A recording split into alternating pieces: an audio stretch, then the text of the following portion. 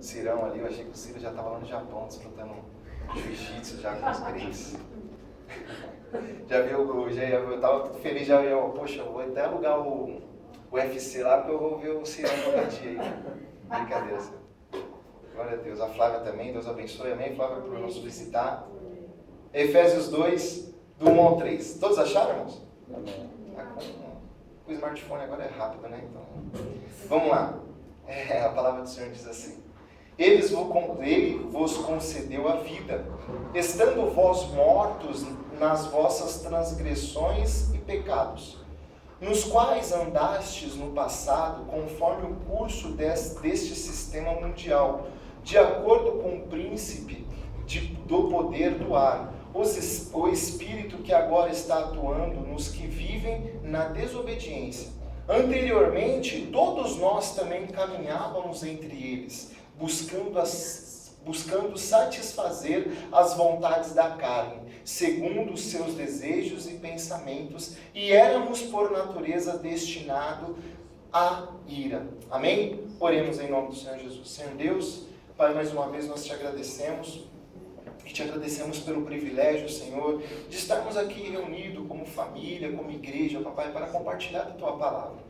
Nós cremos, ó Deus, que o Senhor tratará dos nossos corações e te agradecemos, ó Pai, porque outrora nós vivíamos no pecado, Papai, pelo Teu amor, pela Tua fidelidade, ó Deus, pelo Teu Filho amado, ó Deus, que o Senhor enviou à terra. Hoje nós somos livres, Senhor, livres do pecado, nós somos tirados do lamaçal do pecado e hoje nós podemos estar aqui para te adorar, te glorificar e exaltar o Teu santo nome. Fala conosco, Espírito Santo de Deus, é o que nós te pedimos e te agradecemos em nome de Jesus. Amém, amém. E amém. Glória a Deus. Está aqui a imagem de um pecador, de uma pessoa perdida.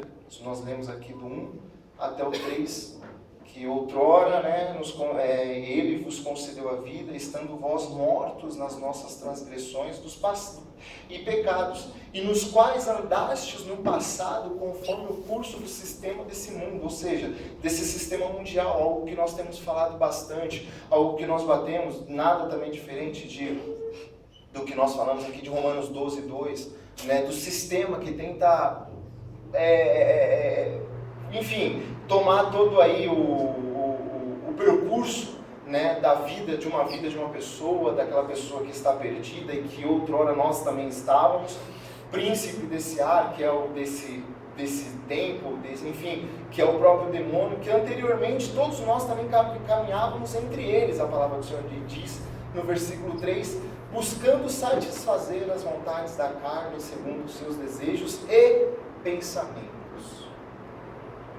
Está aqui Romanos 12, 2 também, o que a gente sempre fala. Enfim, esse é uma imagem de um pecador, e quando a gente fala de um morto espiritualmente, que estava falando, outra hora a gente estava morto, a palavra do Senhor diz que em três momentos o Senhor ele ressuscitou, fez o milagre da ressurreição.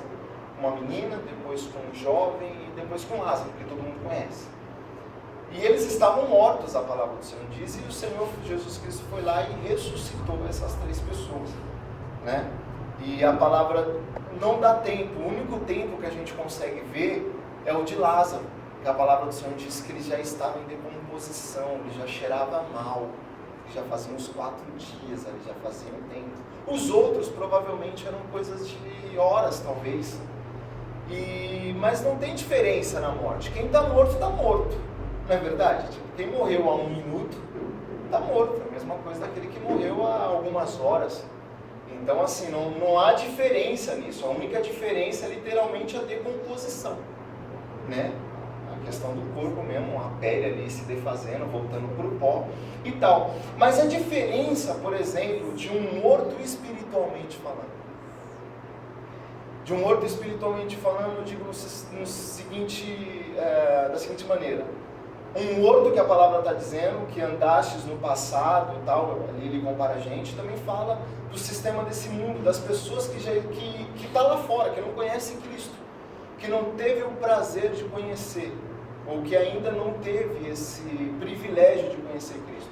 A palavra diz que essas pessoas estão mortas, elas estão vivendo no pecado, essas pessoas, elas espiritualmente falando, elas não conseguem responder. Por quê? Porque o sistema desse mundo, o príncipe desse ar, ou seja, o príncipe desse mundo, já está no controle deles. É a verdadeira marionete. Acho que é literalmente tipo, o exemplo mais claro. Assim. O sistema já domina eles, em todas as áreas. O sistema já... Então eles estão mortos espiritualmente. Não é? Então, se você for falar de Jesus para essas pessoas, Jesus, a questão que foi dito domingo, não sei se os irmãos lembram, faz muito tempo, na questão da gente vigiar, que Jesus Cristo está à porta, né? E vai chegando, não vai ter desculpa de você falar, quando Jesus Cristo noivo chegar para buscar a igreja, as pessoas dizerem, poxa, mas eu não sabia. Não, a tecnologia está aí, está tudo, principalmente num país como o Brasil, entendeu? Todo mundo já escutou, eu digo no sentido de, pelo menos, que Jesus Cristo viria, de que Jesus Cristo é o Senhor. Todo mundo, eu digo, não vamos generalizar, óbvio que nem todo mundo ainda, mas assim, a grande maioria, pelo menos num país como o Brasil, São Paulo, já pelo menos escutou alguma coisa de Cristo. E quando chegar esse momento específico, não terá desculpas. Não é verdade? Não terá desculpa para, poxa, eu não sabia. Então, por favor, abre a porta aí para mim. Não. Está dormindo. Sinto muito, você vai ficar. E essas pessoas que já estão mortas, que aqui a palavra do Senhor diz, se nós falamos de Jesus para eles dão risada muitas vezes nas nossas caras. Por quê? Porque eles se acham autossuficientes. Essas pessoas que estão aí fora, elas têm uma autoconfiança meio que mentirosa, que o demônio, o príncipe deste mundo, desse ar, passa para eles, que ele se sente autoconfiante. Não é verdade? Como quando nós ofertamos, nós sempre oramos, Pai, te agradecemos, porque é o Senhor quem tem nos sustentado. Nós sabemos que em meio a essa crise, independente da nossa inteligência, independente dos cursos que nós temos, independente de tudo, nós sabemos que conhecemos Cristo, PhD não sei o que, MBA não sei aonde, pós-doutorado e tal, mesmo nós tendo, a gente, enfim, quem fez isso, ou quem está fazendo, nós como cristãos, nós sabemos que é o Senhor quem nos sustenta. Não é verdade isso? Eu, independente, eu estou 15 anos na mesma empresa. Ah, poxa, você está lá porque então a galera depende de você, que não sei o quê. Não. Eu estou ali porque Deus permite, é o Senhor quem me sustenta. Em nenhum momento eu permito que isso venha bater na porta do meu coração, me achar. As pessoas no mundo são diferentes, elas se acham. Elas se acham autossuficientes. Para que eu preciso de Cristo? São pessoas que estão mortas, espiritualmente falando. Ou seja, não responde espiritualmente. A diferença dessa pessoa e de uma pessoa morta dentro da igreja, podemos dizer assim, um cristão morto, não é a decomposição, mas é literalmente tipo a questão da decadência. Lá fora, eles já estão perdidos. E muitas vezes, muitos cristãos, muitas pessoas, até honrados espiritualmente falando, entre aspas, estão mortos espiritualmente e não sabem. O Senhor Jesus Cristo, lá em João 8,44, olha lá comigo. 8,44, olha só o que ele fala de religiosos, de pessoas que estão tão mortas quanto o mundo e não tem noção, que se torna pior. Essa é a decadência, essa é a diferença entre um morto e o outro morto. Na questão carnal, a gente percebe que é a decomposição. Espiritual é a decadência. Olha só o que Jesus Cristo fala em João 8,44, todos acharam? Vós pertences ao vosso pai, o diabo, e quereis realizar os desejos de vosso pai. Ele foi assassino desde o princípio, e já se apoiou na verdade, porque não existe verdade alguma nele. quando ele profere uma mentira, fala do que ele é próprio, pois é um mentiroso e pai da mentira. Aqui ele chama de filho do diabo. Sabe quem? Os bambambãs, os religiosos, os hipócritas, aqueles homens que estão mortos, estão dentro da igreja. Esses são os piores. A diferença da decadência. Aqueles já estão mortos. A diferença daqueles que estão aqui dentro, estão dentro do corpo, vamos dizer assim, que se acham honrosos, que se acham pessoas assim, cidadãos religiosos, que são dignos de receberem honras, que são dignos de... O Senhor Jesus Cristo olha para essas pessoas e chama eles de filho do diabo. São pessoas que estão jogadas, que estão na mão literalmente do demônio. São pessoas que já fazem parte, ou fazem parte desse príncipe do ar, ou fazem parte de um sistema do mundo que não permite em nenhum momento receber daquilo que o Espírito Santo de Deus tem, daquilo que o Senhor Jesus Cristo tem para nós. Nós lemos aqui em Efésios, eu ia ler João, mas nós lemos aqui em Efésios, do 1 até o 2, literalmente dizendo, tipo, como essas pessoas são, ou eram. E se nós lemos agora do 4 em diante, nós vamos ler que, a partir disso tudo, pessoas mortas espiritualmente, sejam elas lá fora, sejam elas lá dentro da igreja, a partir do Senhor, pela graça do Senhor Jesus Cristo, até o texto se inicia aqui, aquele parágrafo que tem, ou aquele texto que tem antes de começar o versículo e tal, o capítulo, somente pela graça somos salvos. No versículo 4 em diante, olha que a palavra do Senhor diz. No entanto, lá em Efésios 2, do 4 em diante agora, nós vamos falar o que Deus faz para aquelas pessoas que estão mortas espiritualmente. No entanto, Deus é rico em misericórdia, por meio do grande amor que nos amou.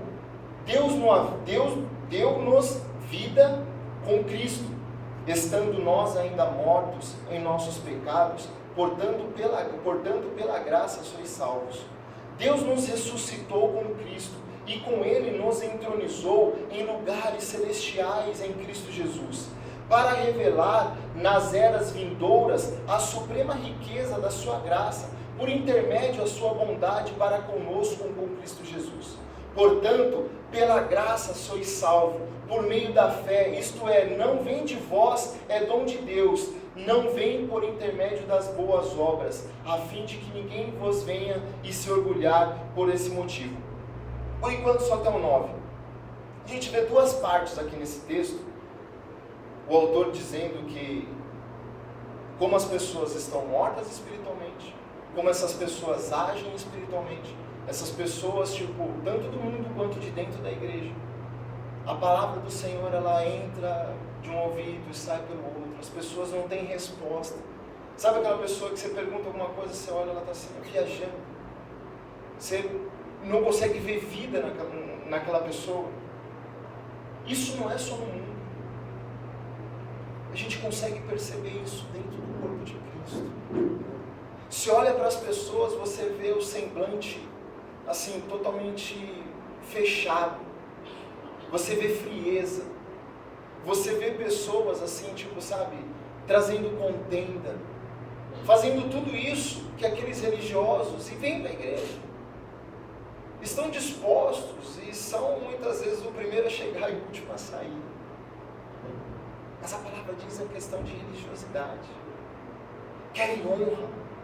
Como eu falei, nós como cristãos, adoradores, nós sabemos que tudo que nós temos, tudo que nós somos, não é porque nós somos capazes.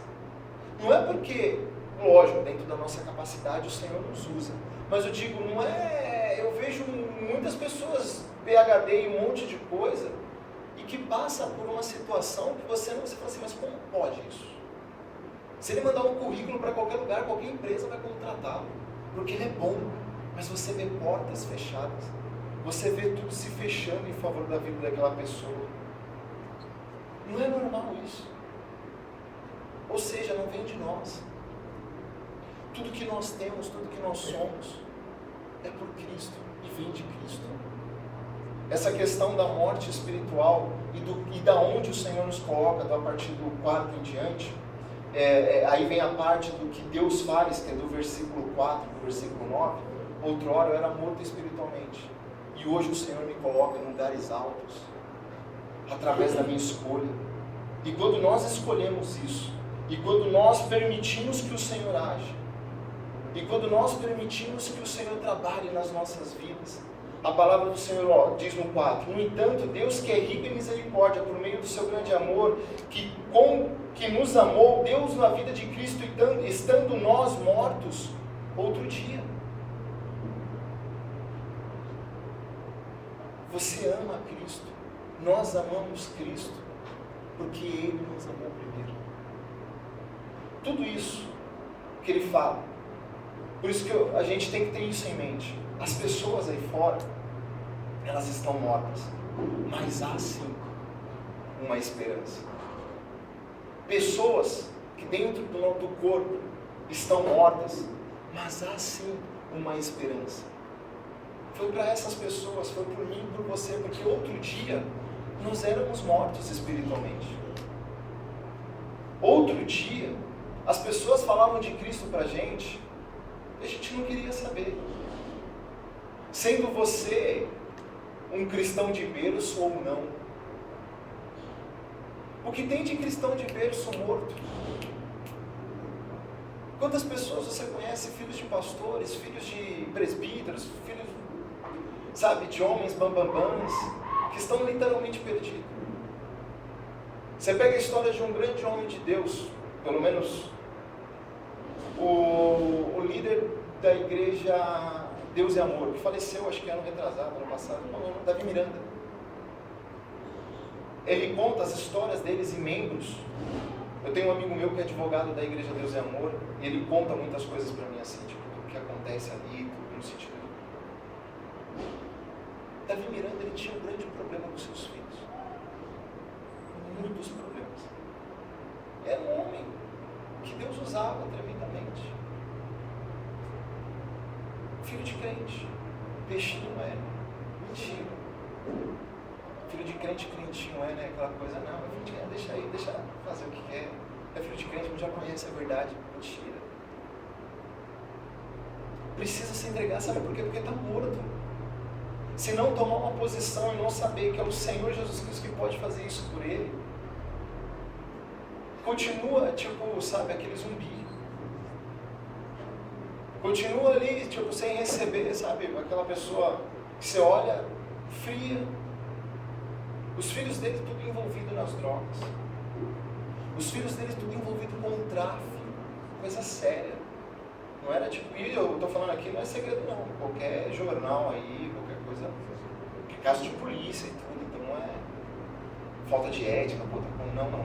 Isso é coisa de jornal mesmo. Envolvidos. Filho do Edir Macedo, não, do Davi Miranda. Então pessoas estão mortas. Pessoas de dentro da igreja, pessoas do mundo estão mortas, estão sendo literalmente dominadas pelo príncipe do poder do ar. Marionete na mão deles. Só que nós temos que saber do 4 em diante, quando o autor aqui começa a falar, começa a nos dizer que, no entanto, Deus que é rico em misericórdia, que te amou primeiro. E quando nós chegamos diante dele, fala assim, Pai, eu quero. Deus pode ressuscitar. Por isso que eu falei, para o Senhor não há tempo da morte. A única diferença ali para o Senhor era que o tempo de Lázaro era um pouco maior.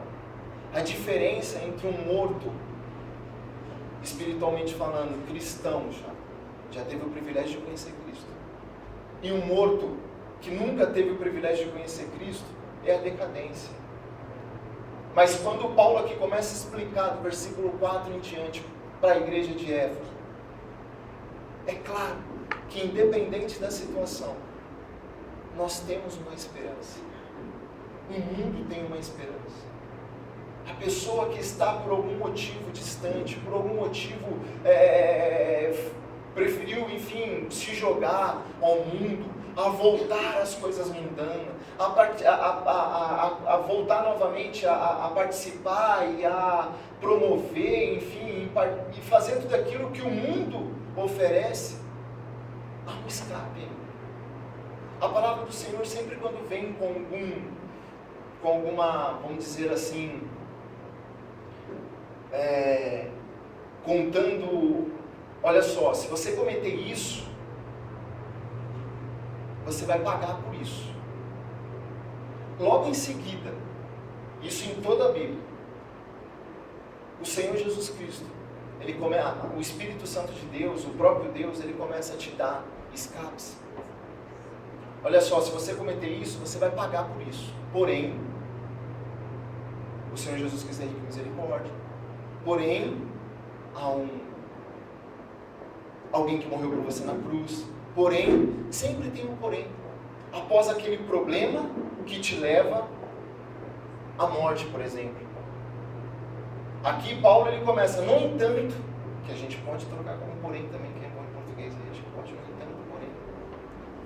Deus que é rico em misericórdia, olha só, você que está morto, você que, tipo assim, sabe, está jogado, você que está aí, tipo, sem nenhum recurso mais, você, filho pródigo, a gente vê muito isso. No entanto, tem um escape. O escape é a misericórdia do Senhor que é eterna. O escape é a fidelidade do Senhor que é eterna. No entanto, há um Deus que é rico em misericórdia, que antes de você escolher, Ele te escolheu. E te deu o privilégio hoje de poder glorificar, exaltar, chorar na presença dEle. O privilégio de levar o Evangelho àquelas pessoas que estão mortas. O privilégio de te levar e te colocar em lugares altos. A palavra do Senhor diz aqui, no versículo 6, Deus nos ressuscitou com Cristo. Ou seja, você estava morto, mas Ele me ressuscitou, e além dEle me ressuscitar, daquele dia, em 1995, que eu aceitei Cristo como Senhor e Salvador da minha vida, a palavra do Senhor diz que Ele ainda me colocou em lugares altos, celestiais, em Cristo Jesus. O meu nome está lá, e nada pode tirar isso. Isso é um privilégio de adorar um Deus como esse. E lá em 1 João, que ele também escreve a Éfeso, e ele também chama a atenção sobre isso, impressionante, alguns anos depois, isso daqui provavelmente foi escrito em 60 depois de Cristo, por Paulo, e 1 João mais ou menos em 90, se eu errar, depois vocês olham na Bíblia de vocês, me dá aquela porcentagem, 2 a mais, 2 a menos da pesquisa lá, mas foi mais ou menos isso, uns 30 anos de diferença entre uma carta e a outra, e João fala exatamente da mesma coisa aqui. Filhinhos, não pequeis, mas se vocês pecares, olha só, tem um advogado. Só, se você dizer que você não tem pecado, você também já está mentindo. Ou seja, tipo assim, porque provavelmente aquele povo, essa igreja, aquele povo dessa redondeza, eles estavam passando por algum problema, tipo, no sentido, pelo menos está lá em 1 João, de mentiras, de pessoas que diziam que a salvação não era para todos, de heresias que eram levantadas, dizendo que Jesus Cristo que Deus não veio de fato à terra na forma de homem, como Jesus Cristo veio, e várias outras coisas, de que na verdade uma pessoa que se converte a Deus mesmo é impossível pecar, e assim vai. E tanto Paulo quanto João lá na frente explica a essa igreja e fala assim: olha só, se vocês pecarem, se vocês estão mortos, tem um escape sim. Tem sim ainda como posso dizer, uma chance. Não está acabado. Você que está morto, Jesus Cristo pode te ressuscitar. Independente do tempo, independente de quando isso aconteceu. Jesus Cristo, Ele pode mudar essa situação. Poxa, mas eu não tenho vontade mais de orar. Já é um sintoma de que você pode estar morto. Poxa, mas eu não tenho mais o prazer de estar em comunhão. É um sintoma de que você pode estar morto. Mas eu não tenho mais o prazer, sabe assim, de ler a palavra do Senhor. Você está morto. Quando o pastor fala aqui sempre brincando, poxa, hoje a gente vai ler a Bíblia, né? Já que você não leu durante a semana, você vai ler aqui. Isso é verdade. Você sabia que tem gente que só lê a palavra do Senhor quando a gente chega aqui em São Paulo? Poxa, abre lá a palavra do lugar. Não estou falando de vocês, hein? É de outros irmãos aí, você. É outros. Os argentinos, Mas você sabia que isso é verdade? E isso é um sintoma, sabe do quê? De que você está na UTI. Você pode morrer a qualquer momento. E assim vai. Falta de comunhão, falta de amor, que a gente tem batido. A imaturidade. O desejo de não querer mais ler, o desejo de não querer mais orar. De, sabe assim, de fazer as coisas para o Senhor de qualquer jeito. São sintomas de que você está próximo de uma morte. Espiritualmente falando. E uma pessoa morta espiritualmente, ela não responde. Vira um zumbi. Vira um fariseu, que nós lemos lá, que Jesus Cristo chama de filho do diabo. Morto. Porque uma pessoa morta na mão do diabo, ele faz o que ele quer, porque a mente já está no controle dele. Já está no controle do Deus do príncipe do poder do ar. Do príncipe desse mundo. Dessa época. E são sintomas que muitas vezes o Espírito Santo de Deus nos orienta. Acorda, desperta, fique atento. O Espírito Santo de Deus que habita em você, ele te ajuda pela misericórdia. Ele ainda te cutuca. Você vai fazer isso mesmo? Você vai falar isso mesmo? Você tem certeza que é hora de você se posicionar assim mesmo? O Espírito Santo de Deus que habita em nós. Isso é a misericórdia do Senhor sobre as nossas vidas. E a partir do momento em que, quando o Espírito Santo de Deus te toca, quando o Espírito Santo de Deus ainda te orienta, quando o Espírito Santo de Deus ainda te chama, e você resolve não escutar, sabe aquele negocinho do coração? Chegou no pi, morreu. Aí já é. Grande chance de realmente o noivo chegar e a sua vela, né, a sua candeia ali, estiver sem óleo e apagada. Nós corremos um grande risco. Só que a palavra do Senhor, ela é maravilhosa. A misericórdia do Senhor, ela é infinita. E pelo amor dele, que Paulo aqui começa a descrever, ele começa: no entanto, no versículo 4, lê de novo comigo, por favor. No entanto, Deus que é rico em misericórdia, por meio do seu grande amor, com que nos amou, Deus nos vida com Cristo, estando nós ainda mortos em nossos pecados. Portanto, pela graça sois salvos. Deus nos ressuscitou, olha só, Deus nos trouxe de novo à vida, Deus realmente nos tirou de tudo aquilo, ou seja, Ele deu novamente o desejo de eu orar, Ele deu novamente o desejo de eu clamar, Ele deu o desejo novamente de eu estar em comunhão, Ele me deu novamente o desejo de eu adorar, de eu levantar as minhas mãos, e enfim, sem questionar nada. E Ele continua: Ele nos entronizou em lugares altos. Mesmo a gente que estava lá todo sujo, Ele nos limpou. Ele não nos colocou simplesmente no banco. Olha só, fica aí quietinho agora. Você vai ter aquele momento, sabe? Você vai ficar aí escondidinho, você só vai agora acompanhar. Não. A palavra do Senhor diz que Ele já me colocou em lugares altos. Que Ele já, tipo assim, sabe? Cara, é literalmente aquilo, na questão do mata o melhor cordeiro. Pega o anel, que eu quero novamente colocar no dedo dele, e nós vamos fazer uma festa. É isso. Esse porém, depois daquilo que Paulo nos explica, é onde o Senhor nos coloca. É onde o Senhor nos, sabe assim, nos exalta. A palavra do Senhor diz ainda que Ele nos dá uma aliança. A palavra do Senhor diz que Ele mata o melhor. A palavra do Senhor diz que Ele faz a melhor festa por favor das nossas vidas. E é isso mesmo. Quando alguém aceita o Senhor Jesus Cristo como Senhor e Salvador, a festa no céu. Os anjos se alegram. Sabe o que é isso? É isso daqui. É o amor de Cristo se manifestando em nossas vidas.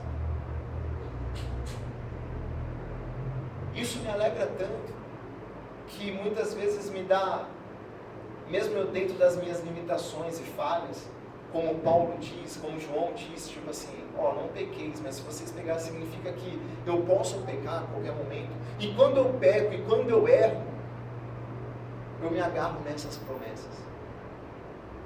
Senhor, a palavra diz que o Senhor é rico em misericórdia. Eu errei.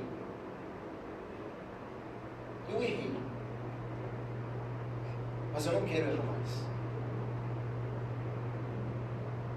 E quando eu faço isso sincero, quando eu faço isso com o coração quebrantado, verdadeiramente, Ele me coloca em lugares altos. E no 7 ele continua: para revelar nas eras vindouras e suprema riqueza da sua graça, por intermédio da sua bondade para conosco em Cristo Jesus. Aí depois ele fala que, olha só, não é por causa das tuas obras. Sabe por quê? Porque se fosse por causa das tuas obras, aquela pessoa que está morta espiritualmente, mas está dentro da igreja, ela não ia estar bem. Não ia adiantar nada. Para que a misericórdia do Senhor? Para que, sabe, a manifestação da graça de Deus sobre as nossas vidas? Se é por obra. Porque o que tem de gente morta fazendo obra é impressionante. O que tem de gente morta, nada contra os levitas, o pessoal do louvor de jeito nenhum, tocando, porque sabe tocar, e vai tocar muito.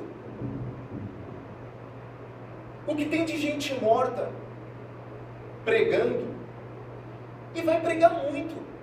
Você vai ver, tipo, as pessoas recebendo fogo caindo, não sei que fogo, mas vai cair, e pessoa pulando, porque manja. Grandes teólogos, grandes homens que têm o poder da persuasão, assim, sabe, da poder da fala, que tipo, te prende de tal maneira, mas está morto. Pessoas que fazem de tudo. Se fosse pela obra, a graça do Senhor não precisava se manifestar. E por isso que ele fala aqui, olha só, não é pela obra, não. Ou seja, porque tem muita gente na obra morta. É literalmente pela graça. E é isso que o Senhor quer fazer. O Senhor ele não quer que zumbis, o Senhor ele não quer que pessoas, mesmo dentro da igreja, que muitas vezes tem como pai o diabo, estejam entregando ou fazendo algo para o Senhor.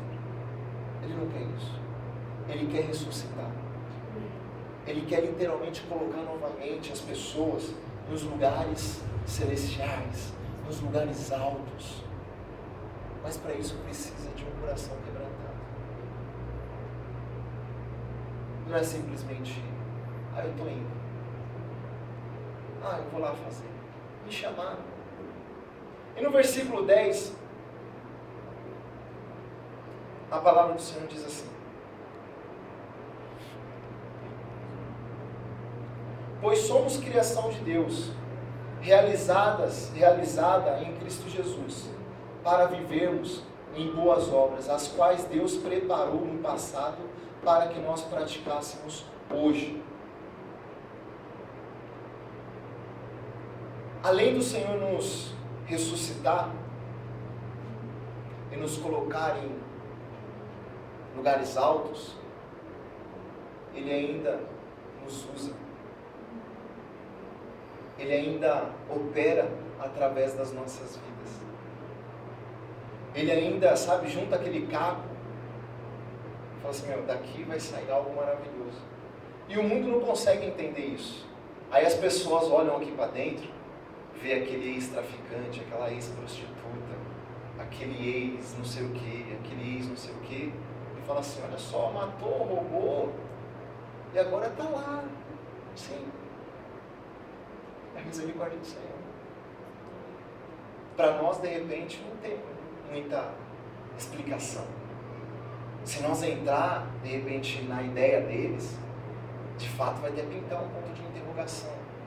Poxa, aquela pessoa realmente, ele roubava, ele traficava ali na biquinha, né? E agora ele está ali. Será que realmente Deus está fazendo? Será que realmente Deus está falando? Primeira coisa, olha para dentro de você, porque outra hora você também estava lá. Você também era morto como? Você poderia não ser um traficante, mas você era um mentiroso.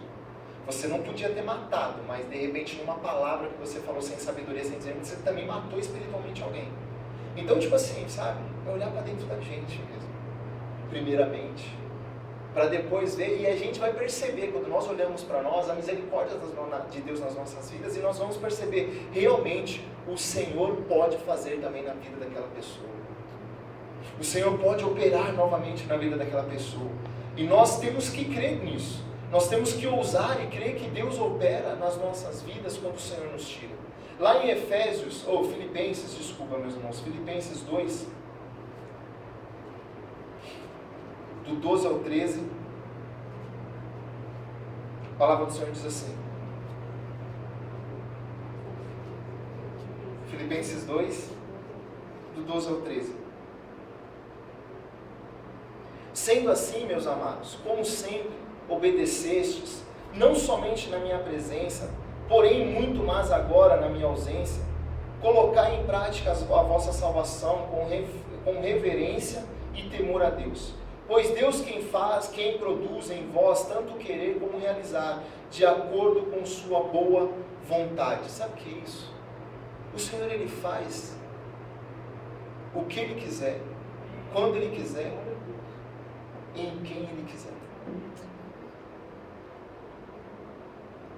Ele tem a ousadia de fazer comigo algumas coisas, quanto mais com você. Mas Ele faz. Então, independente de nós vermos alguém que de repente outrora estava morto e o Senhor ressuscitou e nós questionarmos, nós também estávamos mortos. E há uma salvação, ou há uma esperança, podemos dizer assim, para aquelas pessoas que estão mortas e para aquelas pessoas que estão aqui mortas também. Há uma esperança para você, talvez, que tem batido um desânimo, a vontade de desistir, o ano mal começou. Mas eu não quero mais saber disso. Vou entregar isso. Vou entregar aquilo ali. Vou deixar de fazer isso. Isso pode ser um sintoma de que a morte está começando a bater na porta do teu coração.